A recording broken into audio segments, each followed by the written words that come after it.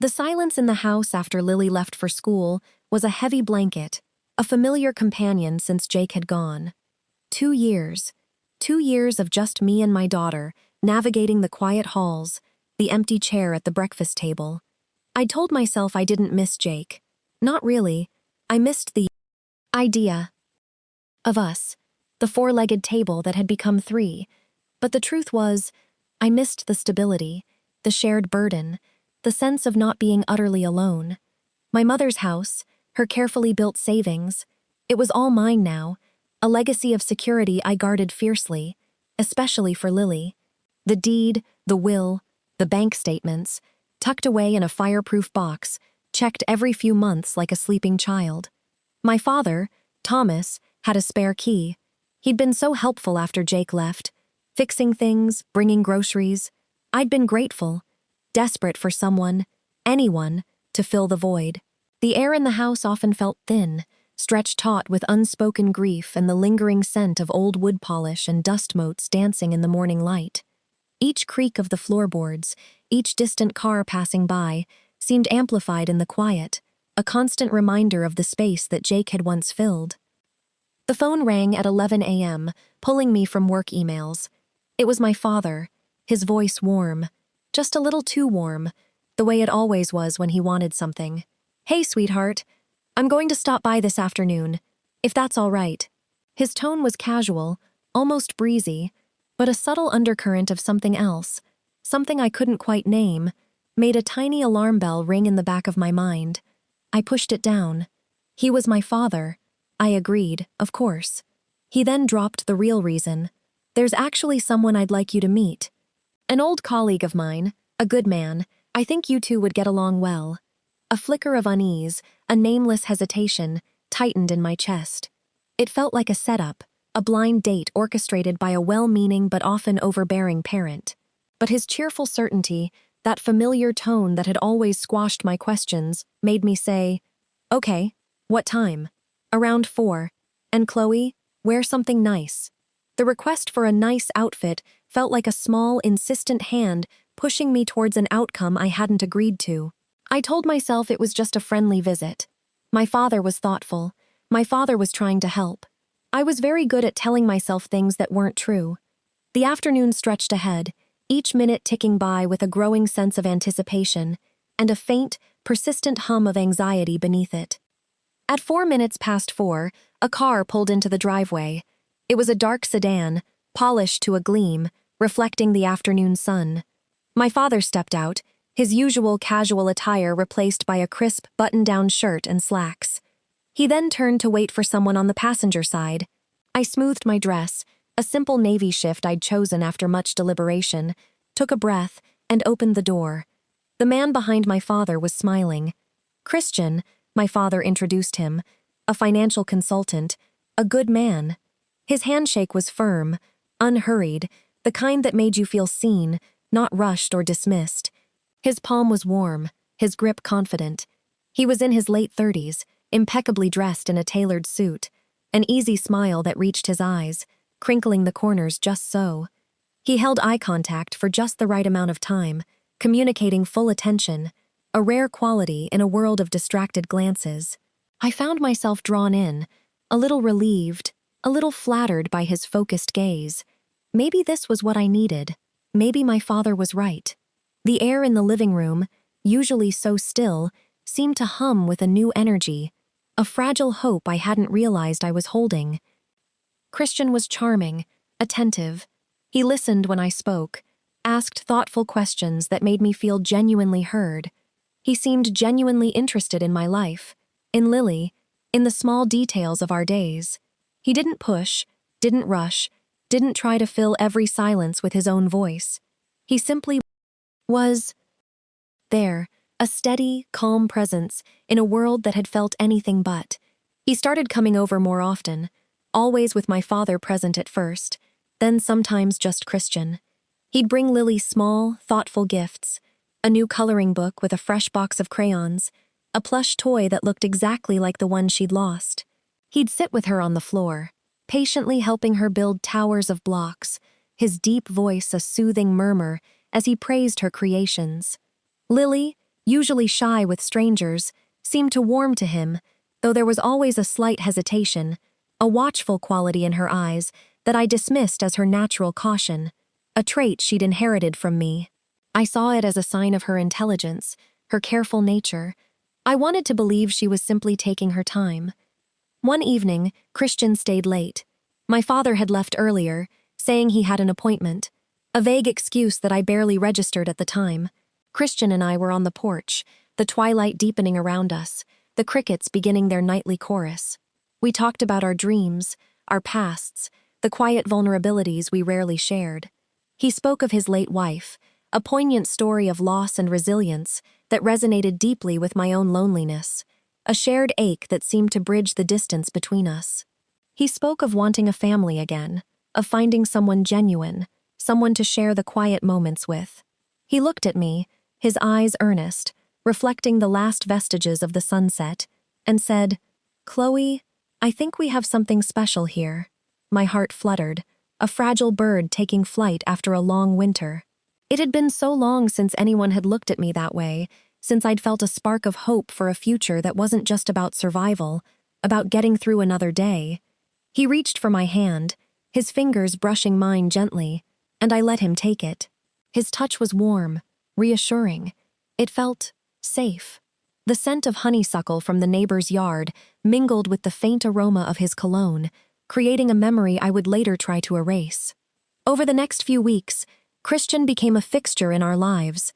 He helped around the house, fixed a leaky faucet that had been dripping for months, even offered to look at my mother's financial documents, saying he could help me organize them, optimize investments. He spoke of building a future together, of combining our lives, our resources, of creating a stable, secure foundation for all three of us. He asked about the lockbox in my closet, where I kept the important papers. He asked about the house deed, the will, the details of my mother's pension. He framed it as practical planning, as a sign of his commitment, of his desire to be a responsible partner. And I, so eager to believe, so desperate for that four-legged table again, told him everything. Every detail of my mother's estate, every account number I could remember, the exact location of the lockbox, even the combination I used. I trusted him. I trusted my father's judgment. I trusted the ache in my chest that told me this was love, a second chance at happiness. The words spilled out of me, a torrent of information I now realize was a blueprint for my own undoing. Lily, however, grew increasingly withdrawn. She stopped talking about Christian, would cling to me whenever he was around, her small fingers digging into my clothes. One night, she woke up screaming from a nightmare, her cries tearing through the quiet house. When I rushed to her room, her face was pale, streaked with tears.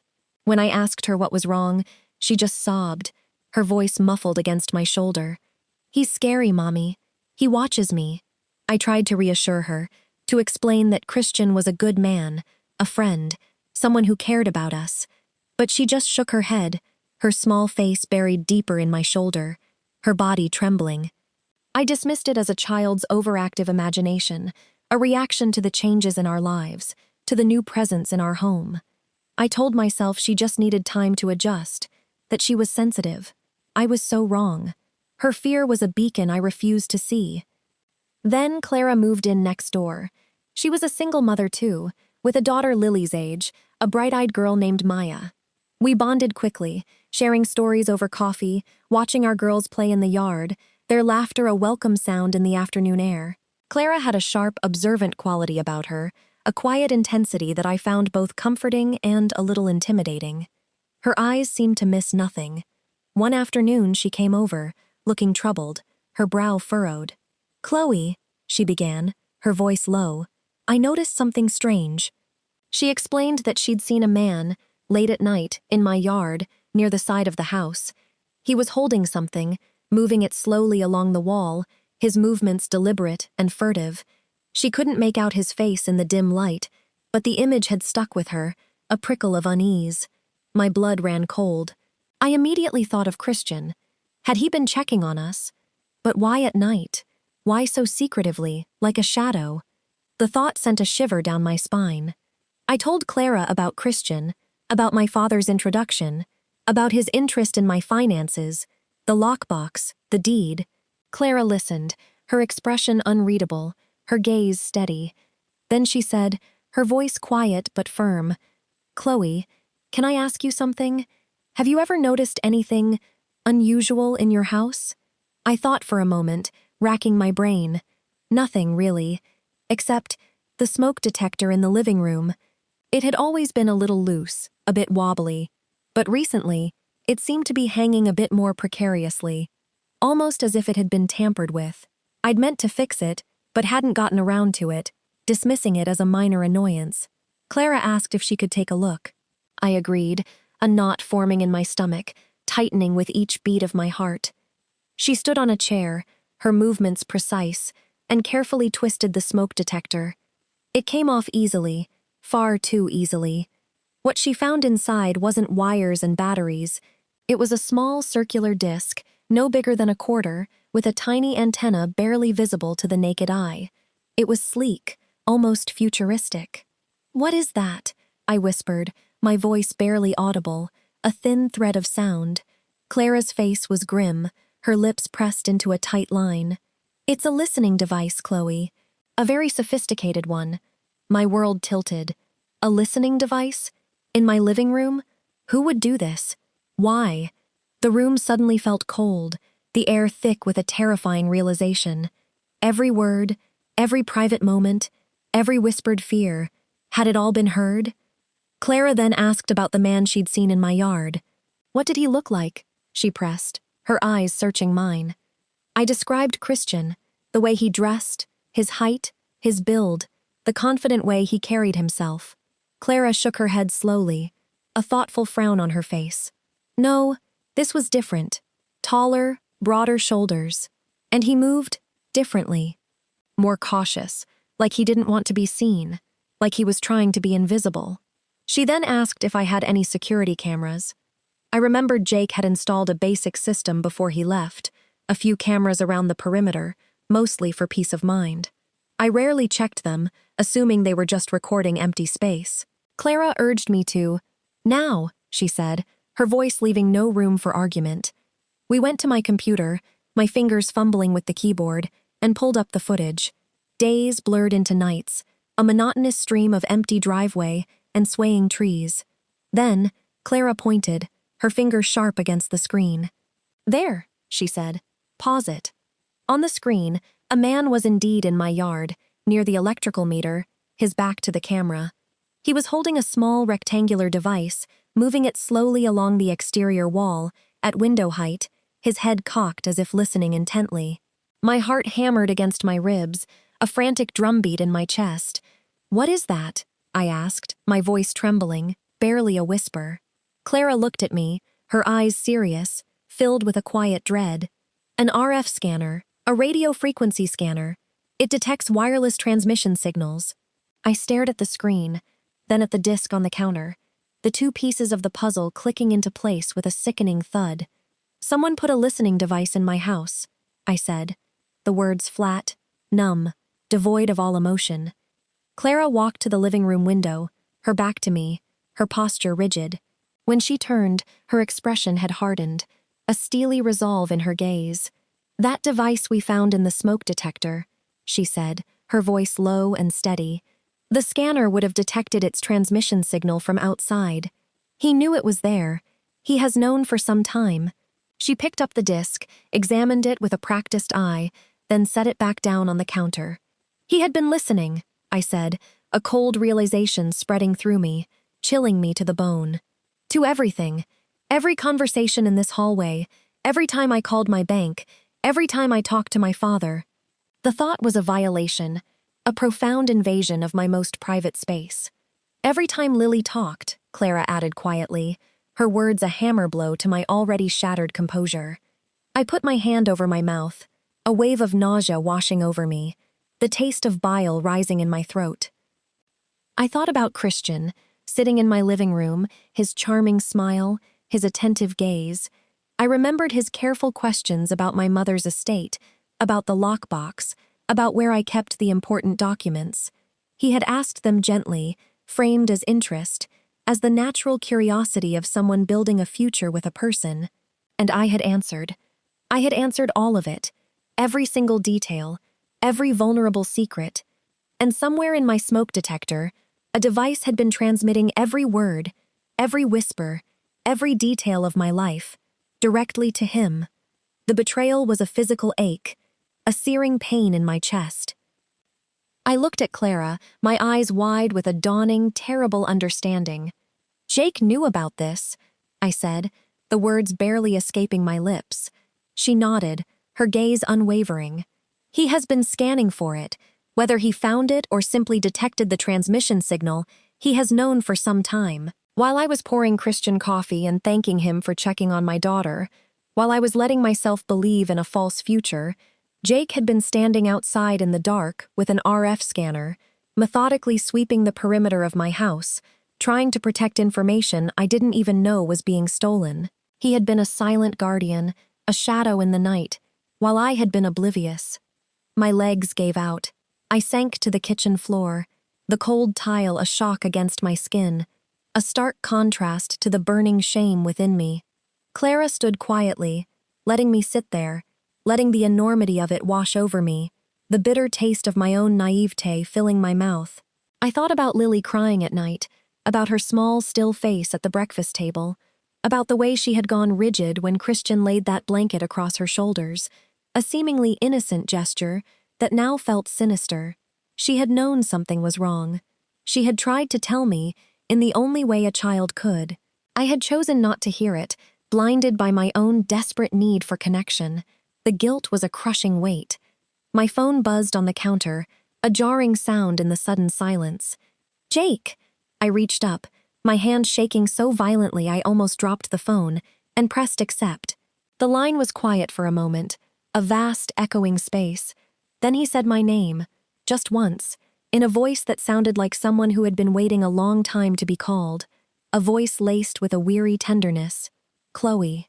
I closed my eyes, a single tear tracing a path down my cheek.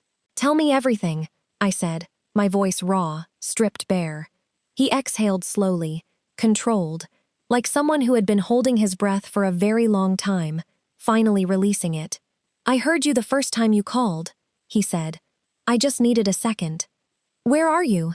I asked, my voice still shaky. "Parked on Elm Street, 2 blocks from your house. I started driving when you called." He had been that close.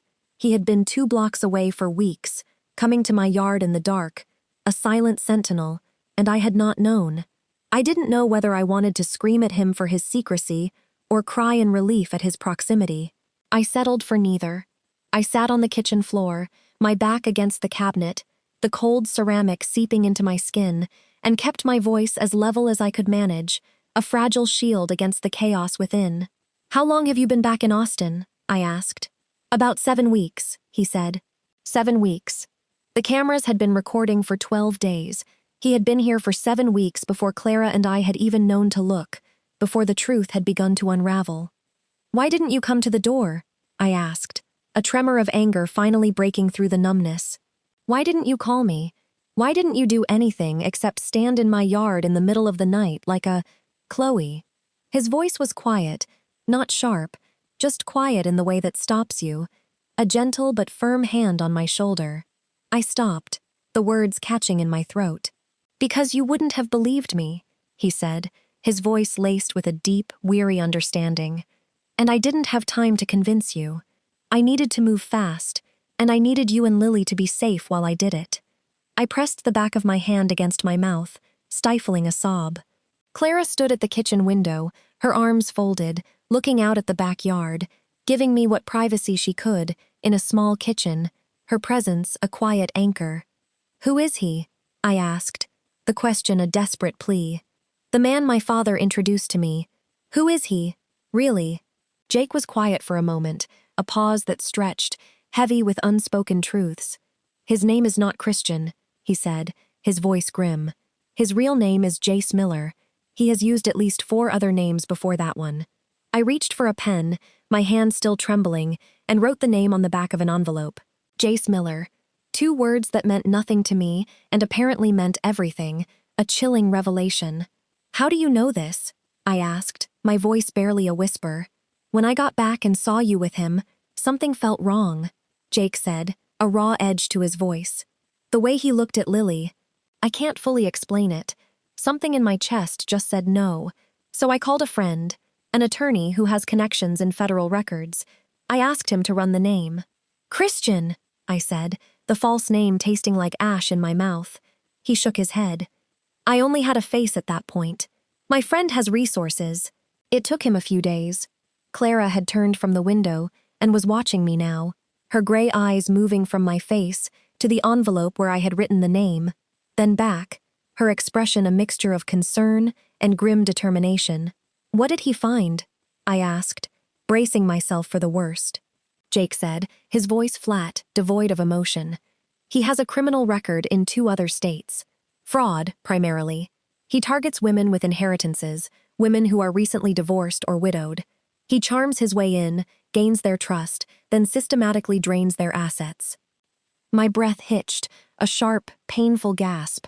My mother's inheritance, the lockbox, the deed to the house, Lily's future.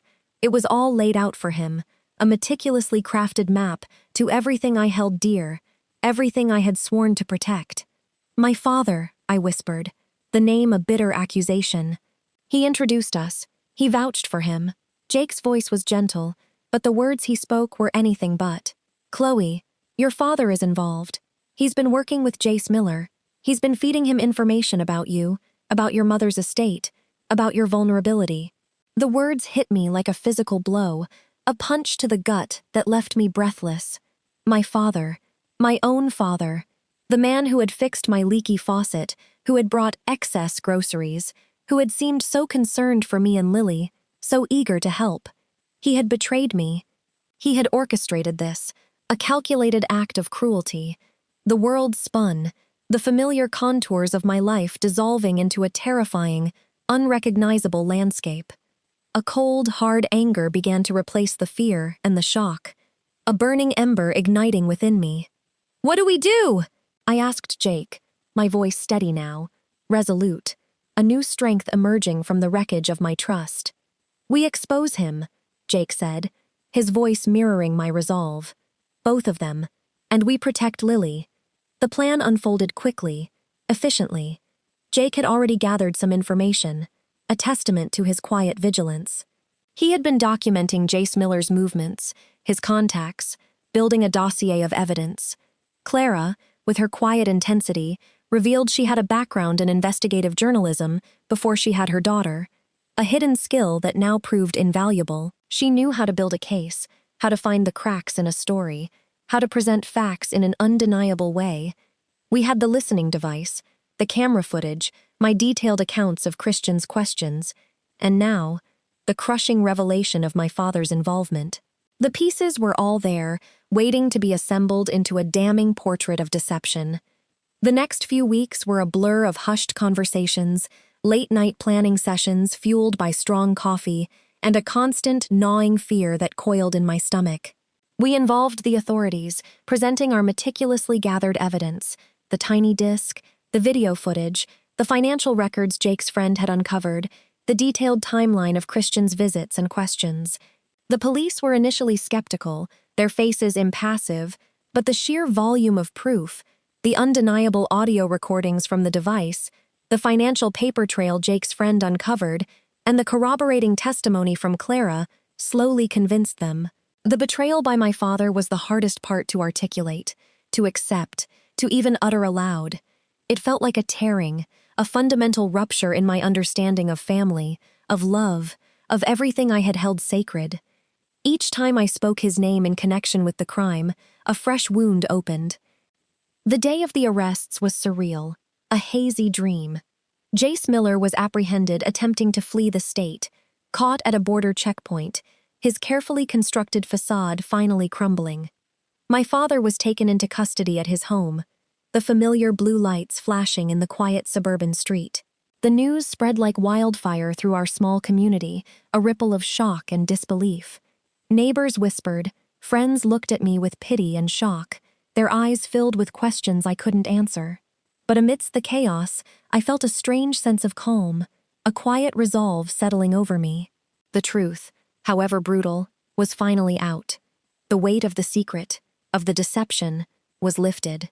The legal process was long and arduous, a grueling marathon of testimony and cross-examination. I had to testify, to recount the story of my vulnerability, my trust, and the calculated deception, each word a painful echo of my past mistakes. Facing my father in court was agony, a crucible of conflicting emotions. He looked at me with a mixture of anger and a strange, almost childlike bewilderment, as if he couldn't comprehend why I would betray him. He tried to minimize his involvement, to paint himself as a victim manipulated by Jace Miller, a pawn in a larger game. But the evidence was overwhelming. The financial records showing payments from Miller to my father, the detailed information he had provided, the calls, the texts, it all built an undeniable picture of a man who had knowingly and willingly participated in the scheme, driven by greed and a profound lack of moral compass. The prosecutor, a sharp, no-nonsense woman named Ms. Davies, laid out the case with chilling precision.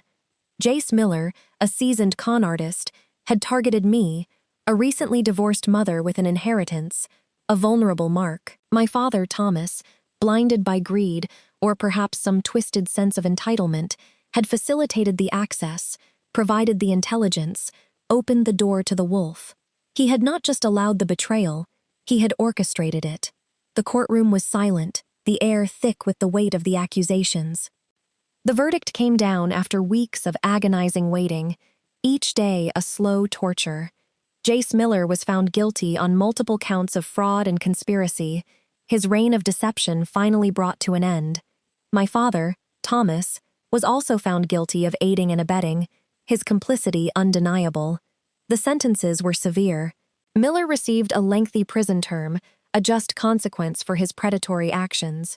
My father, due to his age and no prior record, received a shorter sentence, but it was still a devastating blow. The man who was supposed to protect me, to love me unconditionally, would spend years behind bars, his freedom stripped away by his own choices. The irony was a bitter pill to swallow. I stood up in the courtroom, the final words of the judge still echoing in the hushed air, a solemn pronouncement of justice. I walked out into the corridor, and the light out there was different from inside, warmer and less institutional, a soft, natural glow. I stopped for a moment and just stood in it, letting the warmth seep into my skin, a small comfort. Jake was waiting by the elevators, his hands in his pockets, his gaze steady. He hadn't come into the courtroom. He had offered, and I had told him I needed to do that part alone, to face it on my own terms. He understood without asking why, a silent acknowledgement of my need for autonomy. He looked at me now across the corridor, his eyes filled with a quiet understanding. He didn't say anything. He simply held open his arms. I walked toward him, each step a release of the tension that had held me captive for months. And when I reached him, I stopped trying to hold myself together, which I had been doing for 2 months, and which had required more effort than I had known I had, and I let everything I had been carrying come apart at once. The tears came, hot and fast, a torrent of grief, anger, and relief. Standing in the corridor outside a federal courtroom, with my forehead pressed against my ex-husband's shoulder and his arms around me, and the long, exhausting work of survival, finally done, he held me until I was ready to let go, until the sobs subsided into quiet tremors. His embrace was a sanctuary, a safe harbor in the storm. We stood there for a while, a silent tableau amidst the ebb and flow of the courthouse. People moved past us in the corridor, their footsteps echoing. Someone's phone rang, a tinny, intrusive sound. Somewhere down the hall, a door opened and closed. The ordinary world continued at its ordinary pace, indifferent to the fact that something enormous had just finished inside a room 30 feet away. When I finally stepped back, my eyes red-rimmed but clear, I didn't feel the way I had expected to feel at the end of something like this. I had imagined in the months of waiting and preparing and holding myself together that the ending would feel like an arrival, like standing at the top of something and being able to see in all directions a triumphant vista. What it actually felt like was simpler than that, like setting down a weight I had carried so long I had stopped noticing its shape, its constant burden. Not triumph, not closure, just the quiet, unremarkable sensation of my hands being empty, and the slow understanding that they could now hold something else, something new, something real. Clara appeared beside us, her presence a comforting anchor. She looked at me for a moment, her gaze soft, then she said simply, "Good," and turned toward the exit, her mission accomplished. Reyes, the lead detective, approached, a respectful distance maintained. He shook Jake's hand, then mine, his grip firm. He said he would be in touch about the documentation, the final filings, the procedural remainder of things. His voice was professional and warm in equal measure, the voice of a man who cared about the outcome, but understood that the outcome was never quite the ending people imagine it to be, that life, in its messy complexity, always continued. Then it was just Jake and me in the corridor, and the afternoon outside, beckoning with its promise of normalcy. The tall windows were bright and ordinary, and somewhere across the city, our daughter was sitting in someone else's kitchen, eating something she liked, and holding her stuffed bear, and not being afraid. Then we went to get our daughter, to begin the slow, arduous process of rebuilding our lives, brick by painful brick. Looking back, I understand now that the deepest wound did not come from a stranger, from the calculated cruelty of Jace Miller. It came from my own father, a family betrayal so calculated, so cold, that I almost did not survive it. I was blinded by loneliness and a desperate yearning for the stability I had lost. I was lonely, and I let that loneliness make decisions that nearly cost my daughter everything, that nearly destroyed the legacy I had sworn to protect. Do not be like me. Do not let the silence of an empty house convince you that anyone willing to fill it deserves your trust. Loneliness is not a reason to lower your guard. It is exactly when you need to raise it, to be most vigilant. The people who mean you harm rarely arrive looking dangerous, with sinister smiles and obvious threats. They arrive looking like answers, like solutions to your deepest needs, like the very thing you've been praying for. This story was painful to live, each moment etched into my memory, but if it saves even one mother from making the choices I made, then it was worth telling. That is the only true revenge that lasts, not punishment, but truth. And truth, no matter how brutal the family betrayal that preceded it, always finds its way to the light, illuminating the darkness and paving the way for healing. This story is a work of fiction. Any resemblance to real people, events, or places is purely coincidental.